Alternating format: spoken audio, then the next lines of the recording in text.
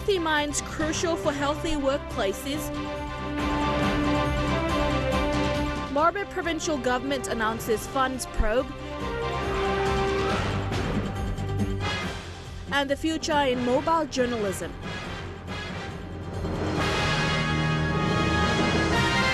This is National EMTV News with Helen Sayer. Good evening and thanks for joining me for Tuesday's news.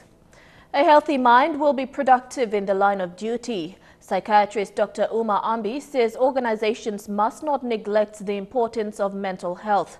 Dr. Ambi made this statement as the world celebrates World Mental Health Day today. As an advocate for mental health, Dr. Ambi says mental health must not be neglected.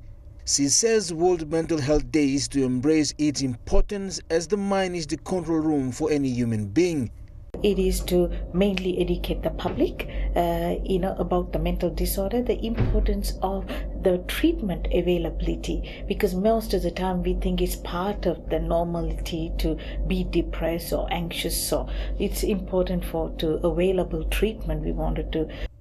This year's World Mental Health Day is focused on creating a healthy workforce by promoting mental health in organizations. According to Dr. Ambi, studies have proven that depression has caused mental disorders in most workplaces. This has resulted in employees turning to illicit drugs, alcohol, or social entertainment.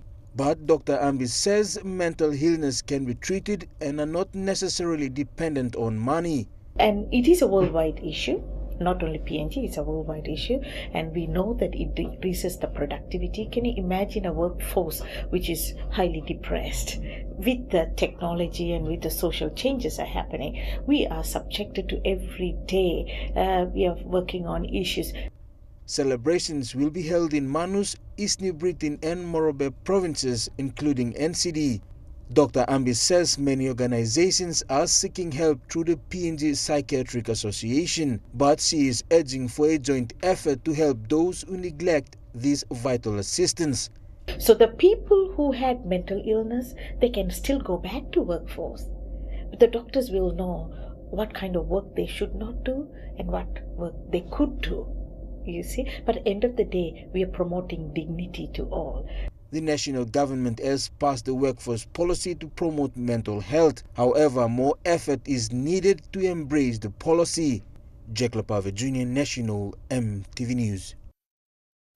Meanwhile, in Medang, a psychiatric clinic nurse at Modilon Hospital says mental illness cases in the province are increasing because there is little to no support to deal with them. Sister Martina Tolanes says the clinic has 2 offices with limited resources coupled with logistical and financial support to serve more than 500,000 people. World Mental Health Day was observed at Medang's Bates Oval today. At 8 o'clock this morning, psychiatric clinical staff of Modilon General Hospital and the general public marched to town to observe the World Mental Health Day. This year's theme is about managing mental health at the workplace. The day is also part of the awareness done on mental health and other related issues. Time you work, is your well-being being looked after? Whether you got enough rest or kind of same. Are you happy at work? So those are ML meaning blood is like team blood this year. It's managing mental health at the workplace. I mean, no long. You normal man you work. Psychiatric nurse Sister Martina Tolanes says the clinic sees on average 6 patients a day. She says most of them develop problems due to drug abuse. The clinic currently has more than 1,000 registered patients. However, it is understood the figure does not represent Medang province. But outside Longol districts, go because of logistic problem, financial problem, manpower, so go. Outside Longol district, there are more than that. If they all come in, by statistics, go on top straight. Sister Tolanes says the clinic has an incomplete cell block. They need at least 6,000 kina to complete it. Financial support, we can talk. Amas here, she come now, we have not been getting any financial support. No governor, no God straight, no God financial support. Also time me give him speech na me talk here, cell block here, I'll walk him na, complete yet. We need final touches.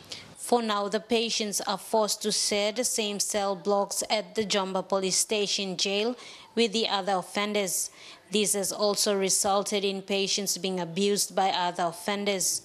I'm long lick na I'm go inside the cell. All line way all stop, more criminal way all stop inside one time, so plenty time. Time all looky kind of monkey go inside all talk I'm sick money, I'm long money. So all by fighting them, all by kind of abuse also working long all. Physically, verbally. Martha Luis, National EMTV News, Madang.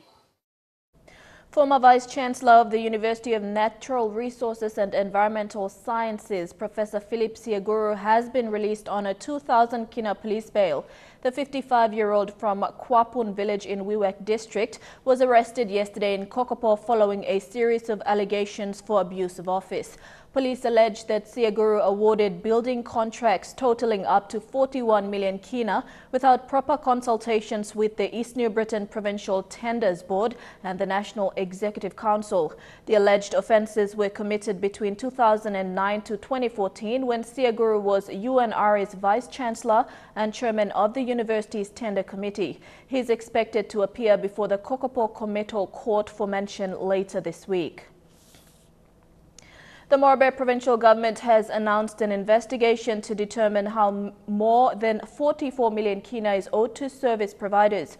The amount equates to more than 6 million kina per year of debt servicing over 5 years. The investigation committee is led by former Judge Don Sawong. Talk of the 44 million kina owed to contractors was highlighted by the Morobe Governor Ginson Saonu on the first day he took office.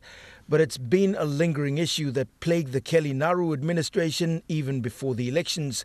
Today, the governor announced that an investigation team had been set up to be headed by the former judge, Don Sawong. The possible way that I think we can do to make that position clear is by instituting an investigation team that will be with the in compliance with the laws of the law and also with in compliance with the Finance Management Act. The Sawong investigation team will try to establish if indeed there is 44 million kina owed to contractors. This investigation is costing the provincial government 1.5 million kina and will take 3 months to complete before a report is given to the provincial government. This investigation is to find out whether allegations are true or not true.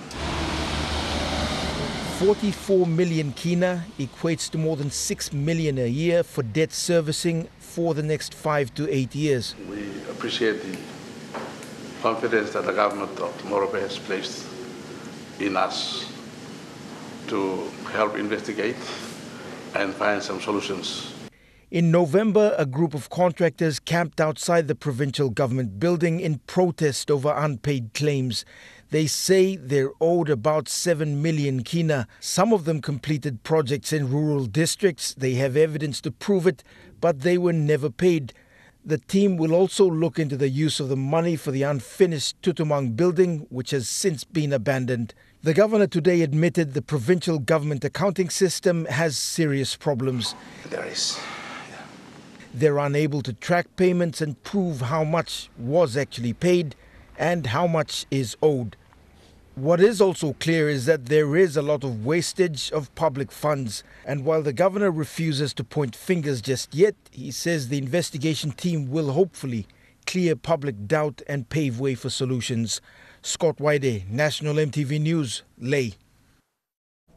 Police Commissioner Gary Baki has announced the transferal of 26 senior police officers in the constabulary. The directive comes after a number of internal command and control issues surfaced within the constabulary after the 2017 national general election.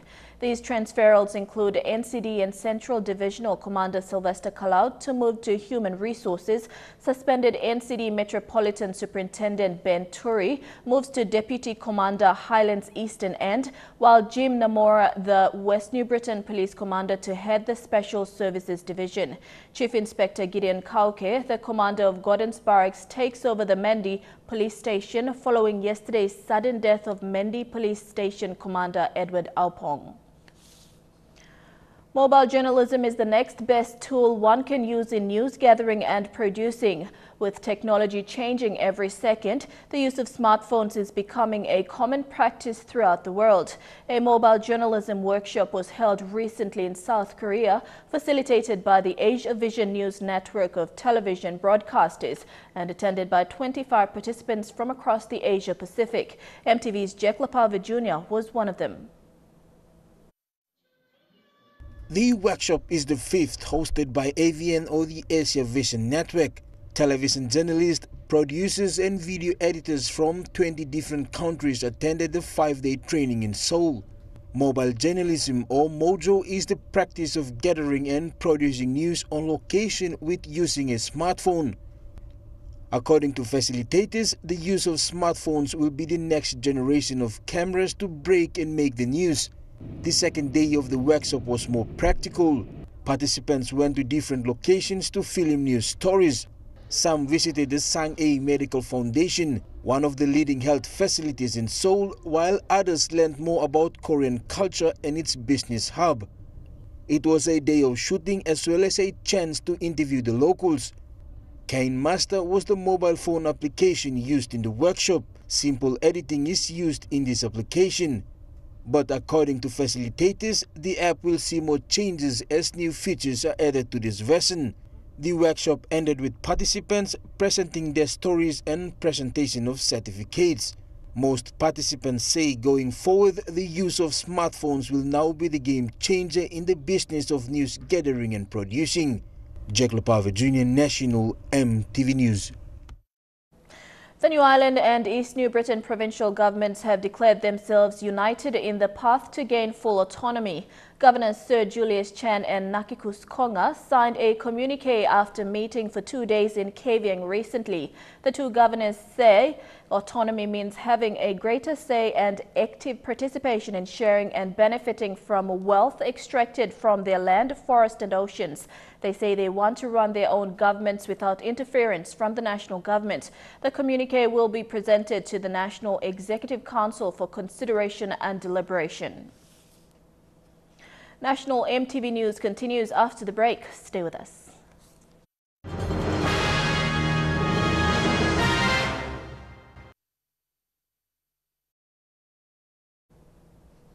Welcome back.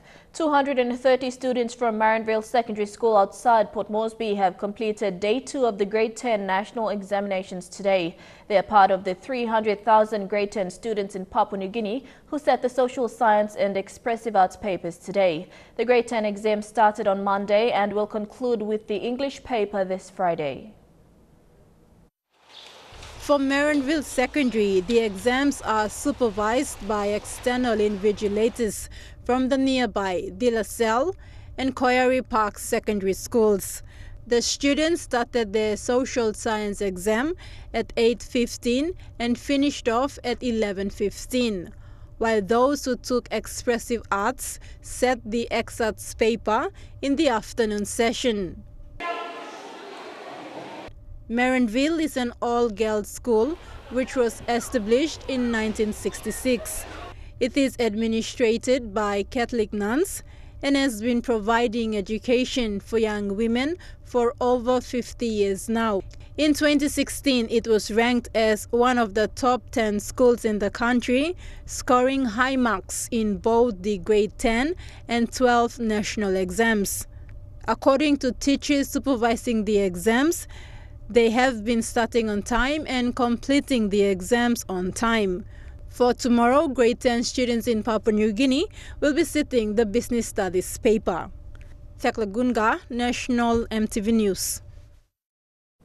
Grade 12 school leavers from Jimmy in Juaka Province will be covered by the corporate sponsorship of the District Development Authority. Jimmy MP Wakegoi has been visiting teachers and nursing colleges in the country to secure space.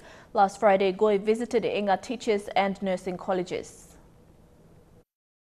Goy says his electorate needs human resources to bring back services to their villages since Jimmy people are faced with difficult geographical and rough terrains. He said having them under corporate sponsorship is a stronger program for human resource capital building. We had our 10, but the young ones that are coming up and the very unfortunate ones, those who are fortunate enough to make up to colleges and other institutions, fair enough, they can pursue their careers or pursue their dreams. But for very unfortunate ones, dreaming day and night, if there's going to be a door open for them. The Jimmy MP has been visiting teachers and nursing colleges in Ley, Goroka, Medang and recently Wabek. Anga Teachers and School of Nursing have allowed for Jimmy students to be on corporate sponsorship, but they appeal to Goy to take care of the students' welfare. The call follows past incidents of other MPs sending students on corporate sponsorship but do not take care of their welfare after that. There's a bit of problem there in which the provincial government is not honoring their part of the bargain, which is the accommodation and meals and things like that. So that's why I said earlier on, you have to look after your students to see them all the way through. The Enga School of Nursing will offer a 3-year diploma course and the Teachers College will offer a 2-year diploma and 1-year certificate courses for primary and elementary teaching. The qualifications have got to be there as the goal, if you like. So Jimmy students have been on the same scholarship from 2007 to 2012 when Goy was in Parliament. He reintroduced this scholarship program when he was re-elected this year. Vasinata Yama, National EMTV News, Mount Hagen. Provincial education officers are participating in a workshop aimed at expanding TVET programs in Papua New Guinea. The meeting is an initiative by education planners to identify areas where TVET programs can be extended to and to encourage school leavers to take up vocational or technical studies after grades 8, 10 or 12. At least 14 provincial education officers are attending this two-day strategic planning and consultative workshop.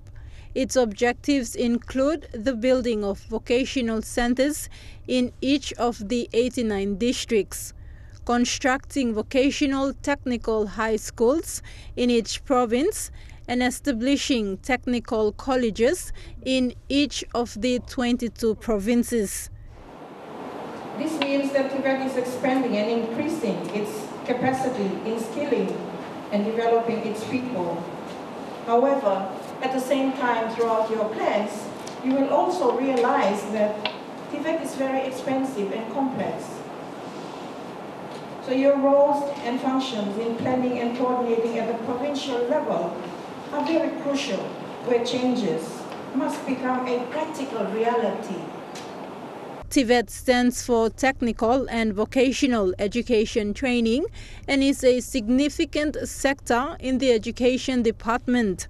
Unlike the mainstream part where students continue to grades 9, 11 or tertiary institutions, TVET is more to do with hands-on training and practical skills. What this workshop is focusing on is to develop strategies to increase access to TVET programs and improve the curriculum in terms of assessments and certification processes.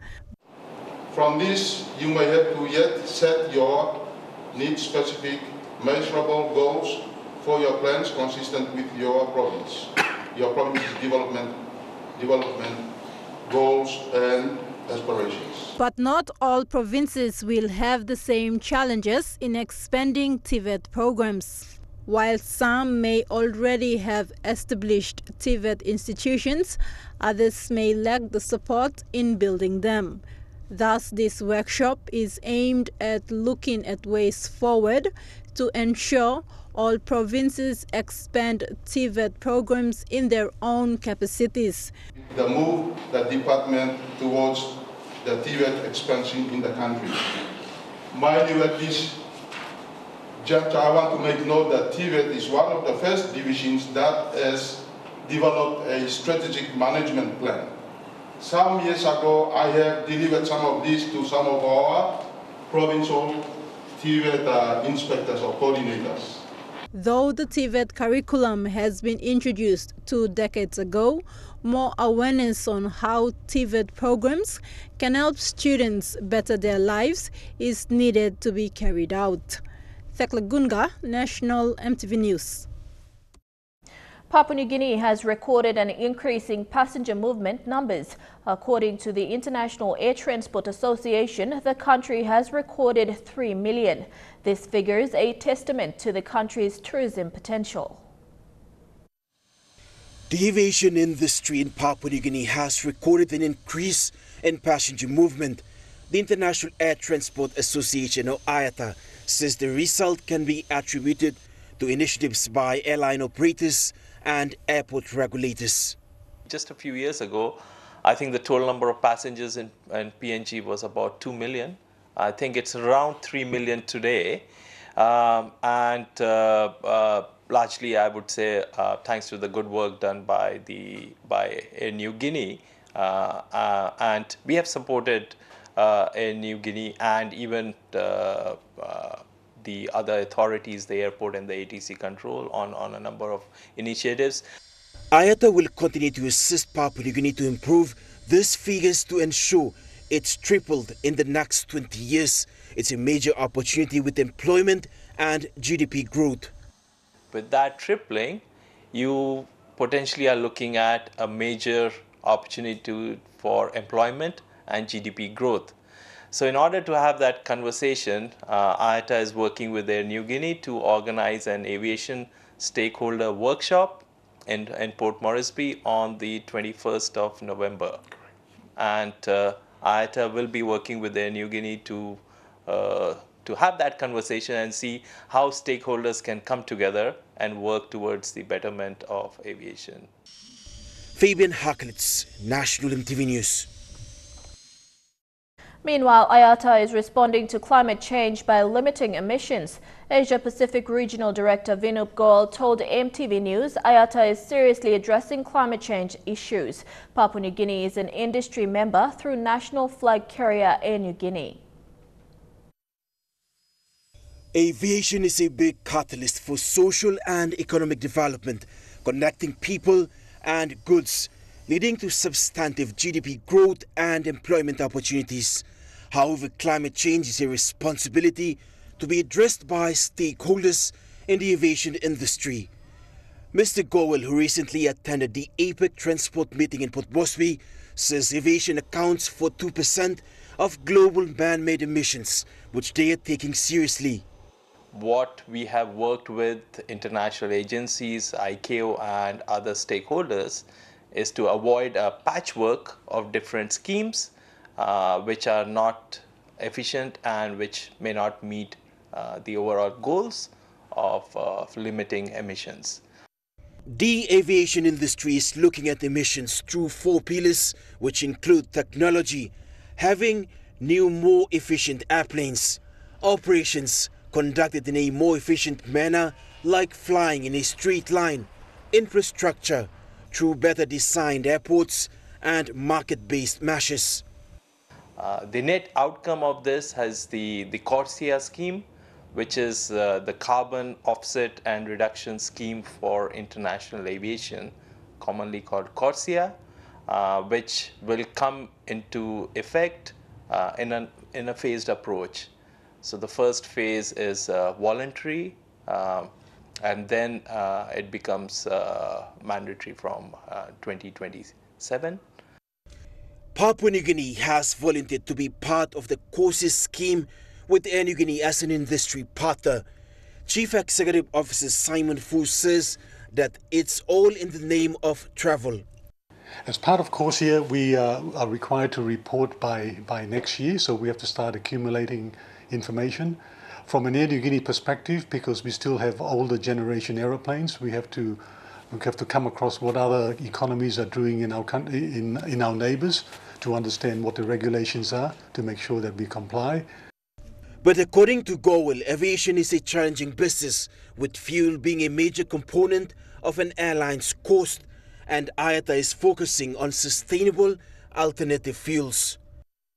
Because sustainable alternative fuels, once done with the right standards, can provide an opportunity to use the current aircraft and the current engines, which, as I mentioned, have a long lifespan, to as a way of reducing the carbon footprint.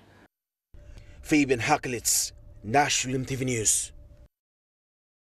Member for Lay John Rosso has been appointed as the patron of Morobe's Family Sexual Violence Committee. The committee's mission to address increased cases of sexual violence has seen stakeholders working together to attend to cases of violence. With Rosso's appointment, the team hopes to have a voice speaking against family and sexual violence in Parliament.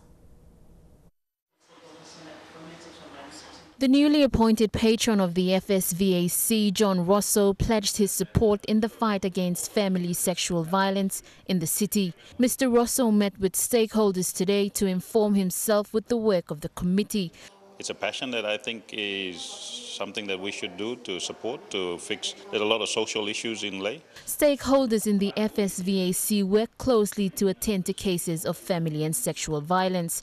They have in place referral pathways that help victims of violence seek advice and counseling. With the appointment of Mr. Rosso as the patron, the committee hopes to have an effective voice in Parliament raising issues of family and sexual violence. In supporting them in terms of legislation, support them in terms of if I can possibly acquire some funding for them, and just by my presence alone. Social issues of violence, crime, drug and alcohol abuse needs collaborative efforts from communities to address. Mr. Rosso stressed on the change of people's mindsets. It's all about mindset and attitude. If we change that, our world becomes a better place to live in. Lucy Kopana, National EMTV News, Lay. And now looking at our finance news, the kina closed unchanged at $0.3125 in the interbank market.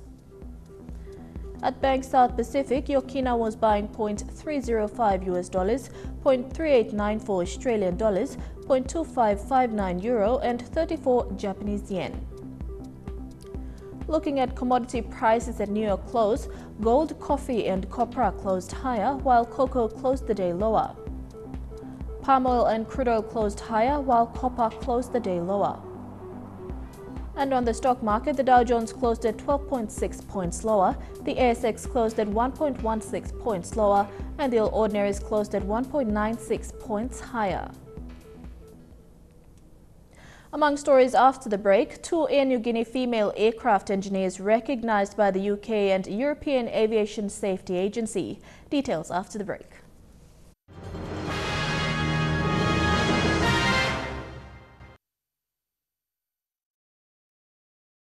Welcome back to the news. 2 women and 19 men today received their licenses as aircraft maintenance engineers certified by the United Kingdom European Aviation Safety Agency. The women were congratulated for their achievements and breaking barriers in a once male-dominated field. Their license is recognized worldwide. Linda Aramas and Eleanor Mai were among a group of men who were certified with United Kingdom European Aviation Safety Agency licenses as aircraft maintenance engineers.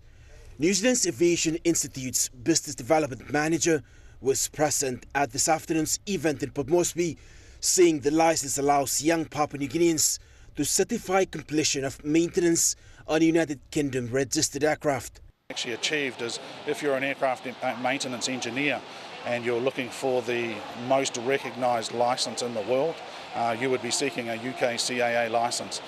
They are almost instantly transferable to any licence in the world, and so that's what we've managed to do here. We've taken these students from Papua New Guinea and we've got them the highest level of aircraft maintenance engineer licence there is. It took Linda and Eleanor 5 years of sheer hard work and determination to attain the licenses. It's like motivating and encouraging. At least we know that our CEO is there, is behind our back to push us and encourage us to move forward and completing our training. Still studying to follow their dreams. If you want to be an aircraft engineer, why not? I did it, my other friend did it. If it is your dream to become an engineer or join a male-dominated field or industry, I urge you to go and take the bull by the horn, because at the end of the day, like once like you achieve what you set out to achieve, it's a really big like milestone and achievement. Equating to 600,000 kina, Air Niugini says it is proud to produce nationals as professional engineers at any cost. The first group are actually now working on an aeroplane here in country and delivering to the company what they've learned over the last 5 years. And they themselves have improved themselves, and they will now be contributing to Air Niugini as the national carrier of Papua New Guinea. It's a relief and it opens up new opportunities for us. So at present we're able to cover our line maintenance, which is turning the airplanes around at the international and domestic terminals. We have these 2 recently returned female AMEs. We have 2 licensed engineers, or female licensed engineers. In the last couple of weeks we've promoted a female, Janelle Poi. She's the first Papua New Guinean female foreman. Using the United Kingdom European Aviation Safety Agency licenses, aircraft maintenance engineers can now apply to CASA PNG for rating endorsements. For Ibn Hakelitz, National EMTV News. Papua New Guinean men have been challenged to be champions in their homes and communities to help address gender-based violence in the country. For the first time, a men's forum was held today in Port Moresby to identify the root causes of GBV. Among the guests were Minister for Religion, Youth and Community Development Soro Eoe and NCD Governor Poes Pakop.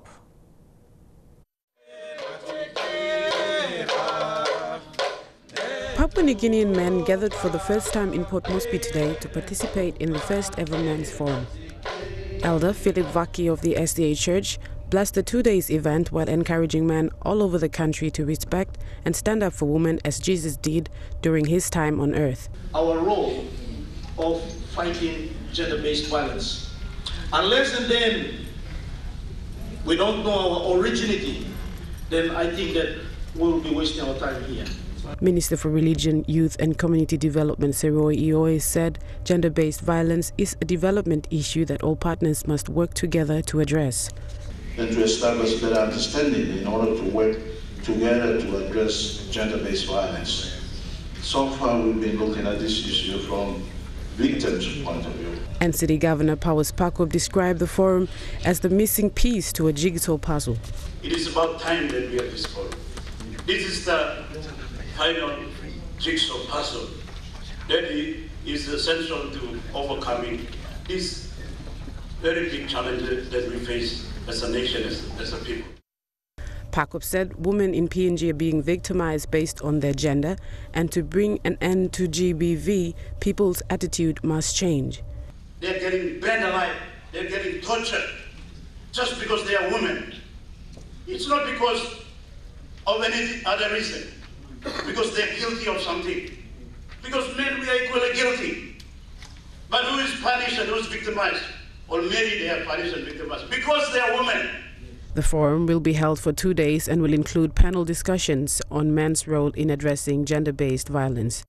Stacey Yallo, National EMTV News. Chukai Sports is next. The Rugby League World Cup Trophy Tours NCD starting today. Stay with us for details.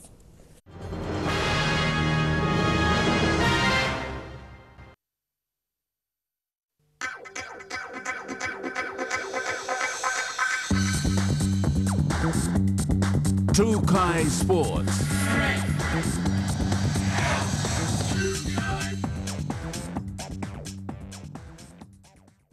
Welcome to Chukai Sports. The Earl Search Trophy Tour resumed the last leg of its journey today. The Port Moresby Tour was launched at Calgary by Moresby South MP Justin Tichenko.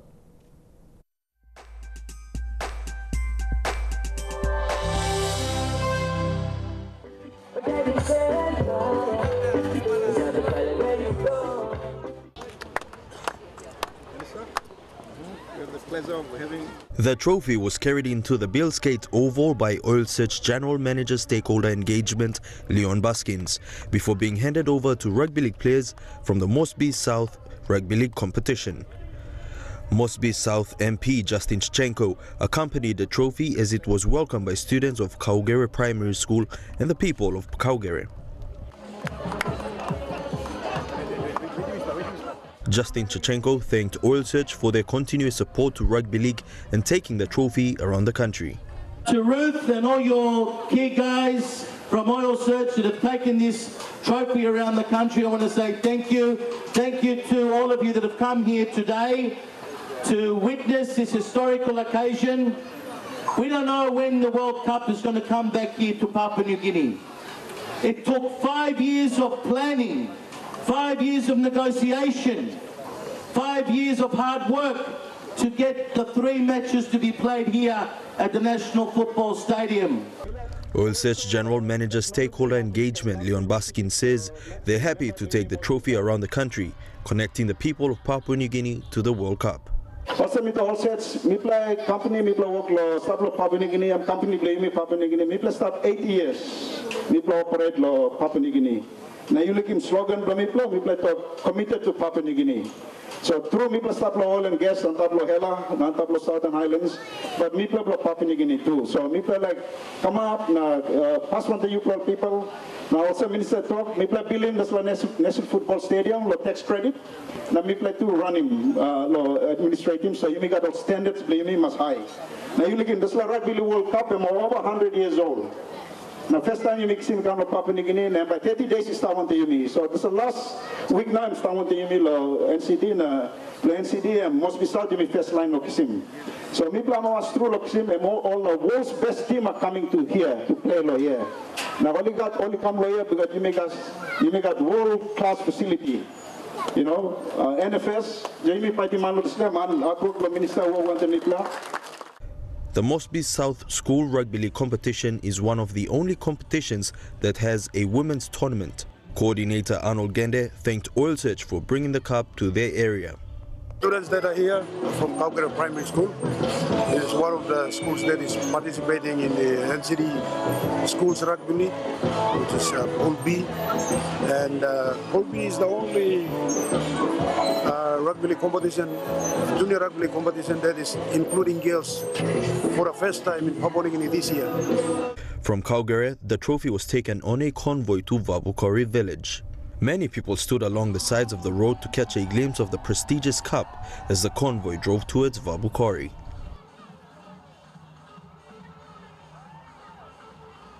As the trophy was transported to Pari, many men, women and children stood on the sides of the road to see the cup.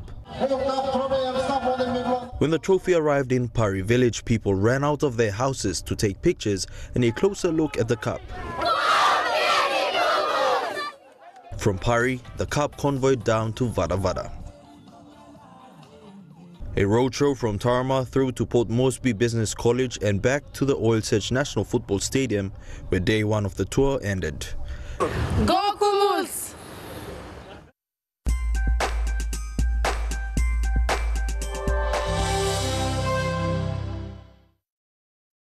A well-drilled Kumals outfit rounded their training season with much energy at the Port Moresby Rugby League Oval ahead of the Tri-Series in Suva, Fiji.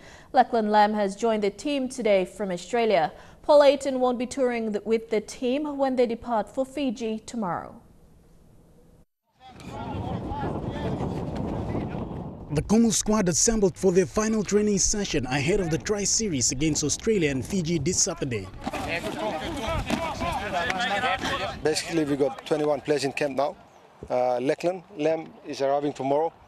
Paul Ayton is still in France, sorting out his own some stuff there, so he won't join us for the Tri-Series until after when we return from Fiji. So yeah, but you know everyone's been good. Passed all the fitness, medical.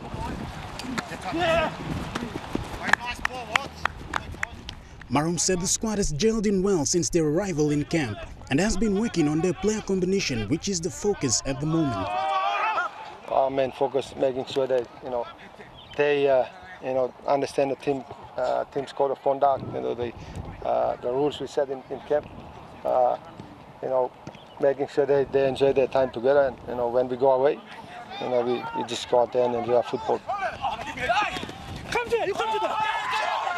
Meanwhile, no major injury concerns from the team, although Rod Griffin and Nene McDonald's seem to have their separate training program. According to Marum, the 22-man squad will be given an opportunity to prove their worth. In order for us to select the best team for our game one, this is the only test for us. So, we want to try and make sure we stick to our combinations. We want to finish the end of that last 20 minutes against the last team with probably our best side. Yeah. Captaining the side is David Mead, who's quite confident that this Kumu squad will be a force in their World Cup campaign. Yeah, I think we've got a great bunch of boys here. The majority of the squad's from the Hunters. They had a huge year, a very successful year, and they're a lot more professional now. The boys know how to look after their bodies really well, and they're also mentally a lot tougher now. So I think, in my opinion, this is probably one of the best squads we've ever had, and it's just a matter of preparing really well at training, taking that to Fiji, building some combination, and getting ready for the World Cup. Shane Saroya, National EMTV Sports. Kangaroos captain Cameron Smith has taken a swipe at Tongan decent Andrew Fifita, saying he had the whole year to decide whether to play for Australia or Tonga, but did so after the selection. It follows Fifita's decision to play for Tonga after being selected in the Kangaroos lineup, although Smith is not closed off on the idea of having Fifita back in green and gold if the Tongan wishes to. While respecting his decision to move over, Smith still appeared miffed on the prospect of Fifita in the Tongan outfit. Trukai Sports continues after the break. Stay with us.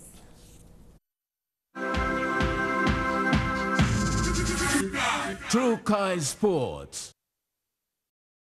Welcome back to Trukai Sports. The PNG Defence Force Commanders Cup is set to kick off tomorrow with participating companies from all military bases in Papua New Guinea.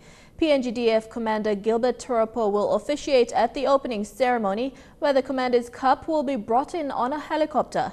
Participants include soldiers from the Engineering Battalion in Igam, the Force Support Battalion in Port Moresby, the 2nd Royal Pacific Islands Regiment in Moyam, and naval officers from Lombrum and Basilisk. The revival of the Commanders' Cup this year has seen an overwhelming response from Army divisions within the force, with participating teams travelling into Port Moresby and commands training ahead of the tournament. Competition Coordinator Lieutenant Colonel and CEO of the Air Transport Wing Division, Eddie Miro, said preparations from ground level up has been good. So far all our teams have arrived, and they're just testing out the field at the moment to see how the turf is before we commence the actual games tomorrow. Miro said the competition's sole purpose was to reignite the camaraderie and sportsmanship among soldiers. They will play safe, play hard, play in a good team spirit, and to promote the esprit de corps that exists between all the units. A lot of them have been away from their comrades from other units. Such activity has brought them together, and they're very excited. So we are looking to a good 3 days of competition. 10 rugby union teams slotted into pools A and B, which will see 10 matches played on day one of the competition, scheduled to kick off right after the opening ceremony at 9 a.m. tomorrow morning. We're planning on having 2 games each tomorrow, so there's about 10 games tomorrow. For the opening, we have the 2 female teams. They will do the opening game, and then after that will be the teams, 2 games each. Hopefully we should finish by 4:30 tomorrow. The competition is coordinated by PNG Defence Force Air Transport Wing Division with assistance from PNG Rugby Union. We've asked the PNG Rugby Football Union to come and check the field, and they're happy with the preparation of the field. And they will actually officiate right throughout the games. They will provide the technical staff, referees, and all the technical team to run the tournament. The 2017 PNG Defence Force Commanders Cup is hosted at Murray Barracks Oval, PNG Defence Force Headquarters, Port Moresby. Shane Saroya, National EMTV Sports. And that ends Trukai Sports. The weather details when we come back. Trukai Sports.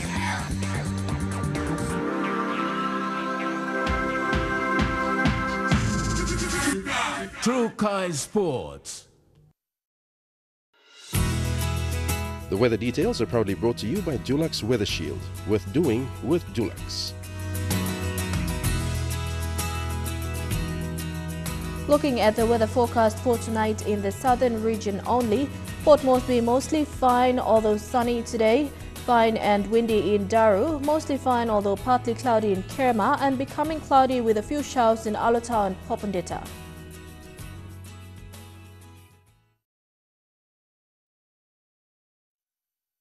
The weather details are proudly brought to you by Dulux Weather Shield. Worth doing with Dulux.